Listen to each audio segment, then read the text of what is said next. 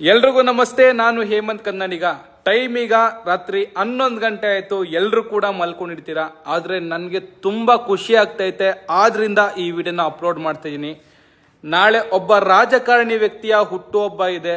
ಅವ್ರ ಹುಟ್ಟುಹಬ್ಬ ಇರೋದ್ರಿಂದ ಅವ್ರನ್ನ ಪ್ರೀತಿಸೋ ಅಂತ ವ್ಯಕ್ತಿಗಳು ನಮ್ಮ ಆಶ್ರಮಕ್ಕೆ ನಾಳೆ ಆಂಬ್ಯುಲೆನ್ಸ್ ಕೊಡಿಸ್ತಾ ಇದ್ದಾರೆ. ಸೊ ಆದ್ರಿಂದ ಈ ವಿಡಿಯೋನ ಅಪ್ಲೋಡ್ ಮಾಡ್ತಿದ್ದೀನಿ.